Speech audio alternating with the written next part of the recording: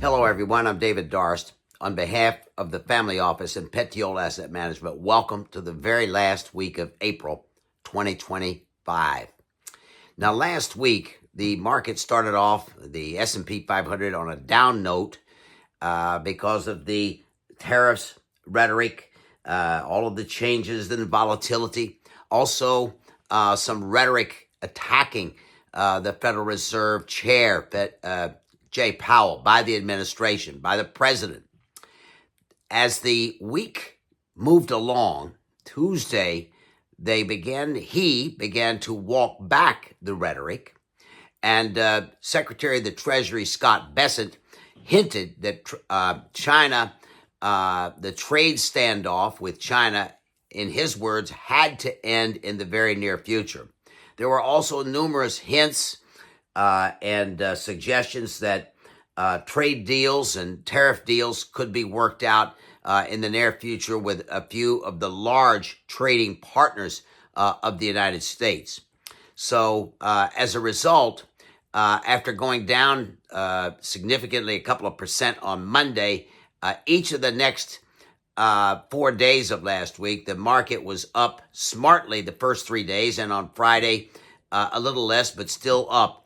For the week as a whole, it was up 4.6%. The consumer sentiment, Michigan consumer sentiment, the final numbers came in for the consumer sentiment, and it came in at 52.2. Now, that's down 8.4% from the March number. That's April's number. And it's down 32.4% from April a year ago.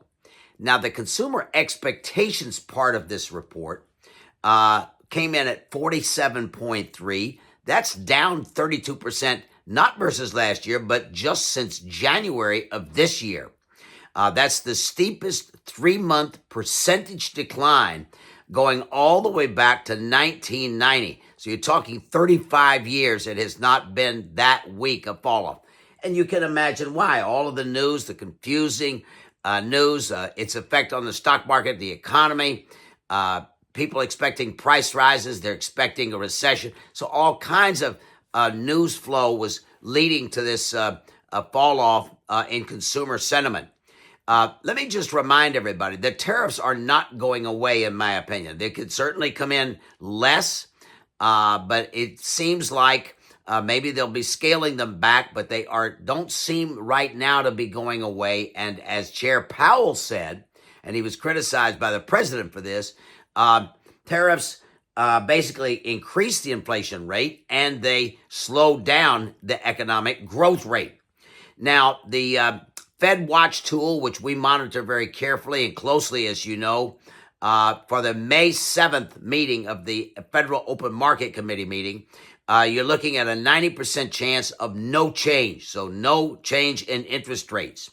The June 18th meeting, that 90% only becomes now 37% chance, much more likely 63% odds of a 25 basis point cut or more at the June 18th meeting. And then you go to the July 30th meeting, and that drops all the way down to 8% with a 92% odds. Now, these are just Fed Funds Futures Markets assessment of the likelihood of an interest rate cut.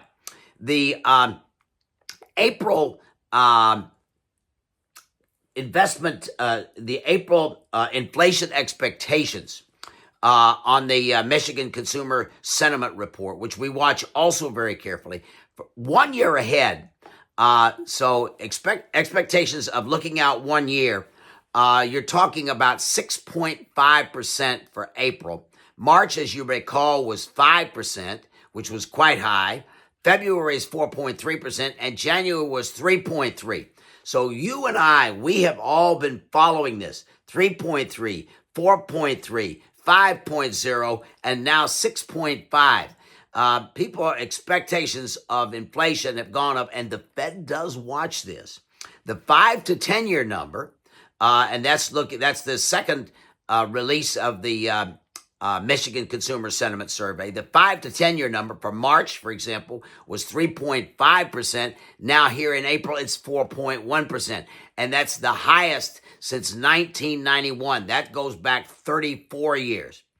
Now, just before we review the markets and some of the commodities, oil, gold last week, listen to this. There have been a number of stocks that have done very well, and we've talked about this before as part of a portfolio positioning. We like alternative investments, more on that in a moment, and we also like some of these low volatility stocks. Berkshire Hathaway, up 16%, 16.9% for the year. American Telephone and Telegraph, up 17.7%.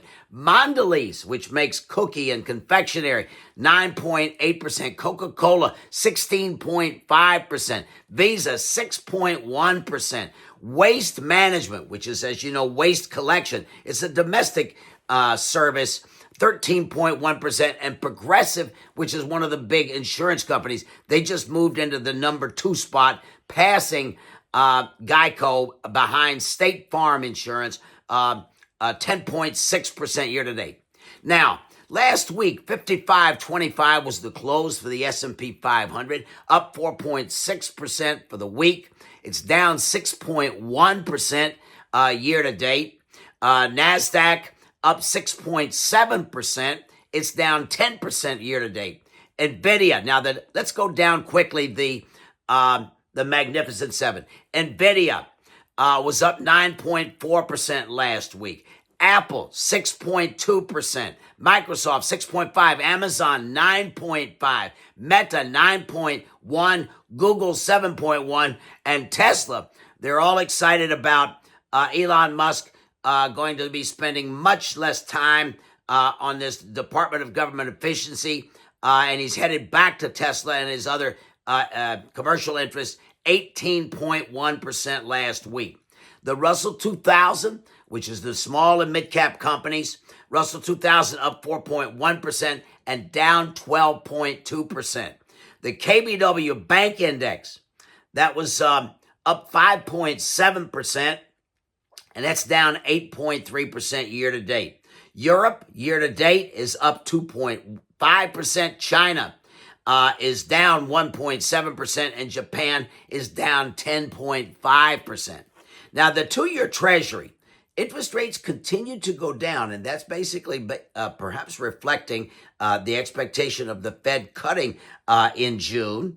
And it's also on the 10-year, I think it's much more reflecting a slowdown in the economy. And we are looking for the economy to slow in the first half and continue slowing. We see employment slowing and consumer, with all of this consumer worry, consumer spending slowing. So we see that it doesn't necessarily mean it's a recession, but certainly flirting with recession and slowdown in growth. Though now the offset could be tax cuts in the second half. We will see about that. The 2-year closed at 3.74%. It was down 7 basis points last week.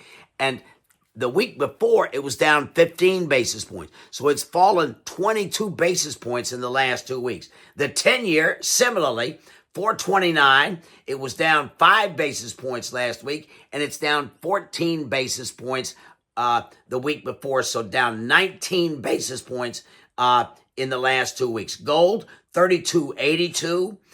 It was off 0.8% last week.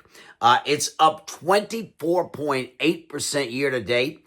And the gold mining shares, the GDX index of the major gold mining companies, is up 43.8% this year. Silver is still lagging gold, up 12.7% year to date. Silver is basically not purchased like gold is by the central banks, and silver has industrial uses for about 50% of their demand. So when it looks like the economy is going to slow, that's going to put some brakes on the price rise of silver. Oil, 63.82.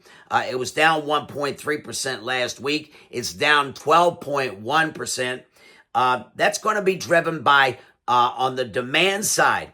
by the economic outlook all over the world, okay? And you saw the IMF came out with its quarterly investment economic update, and basically they're looking for slowing in global economic growth and a slowing rate of growth in the United States.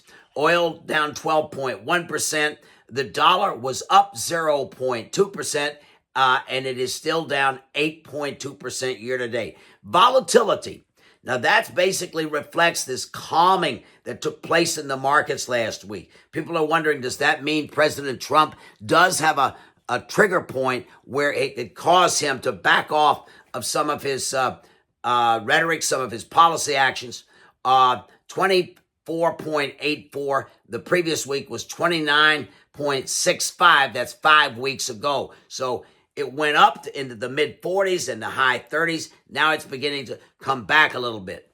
This week ahead, we've got commentary and guidance from a lot of companies. Coca-Cola and Visa on Monday. You'll have the Case-Shiller house prices. Wednesday, the first estimate of the first quarter of this year, expected 0.9%. You'll get Meta and Microsoft. Thursday, you'll get Amazon, Apple, Lilly, and MasterCard. Friday, we'll have the jobs report, expected 130,000 versus 228,000 in the month of March.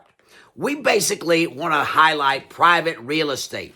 We see private real estate as having a very as you get into the equity part of it, maybe about 64% of it, it offers good relative value in our opinion, particularly in the commercial sense. The vacancy spikes in the Sun Belt have been reflecting oversupply, not weak demand. This is in the residential part. The stress remains limited right now in the real estate area, and work from home seems to have bottomed out. People are being brought back to the office now, and that's going to continue to gradually normalize in our opinion. We basically are looking for sponsors and managers who are going to get into needs-based real estate, medical offices, senior housing, and logistics.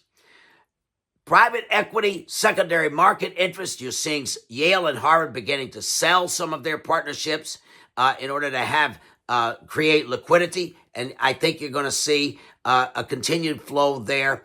And we do like that, as well as preferreds. And in the credit space, collateralized loan obligations of debt and of equity. We wish everyone a great week ahead. Thank you very much for being with us today.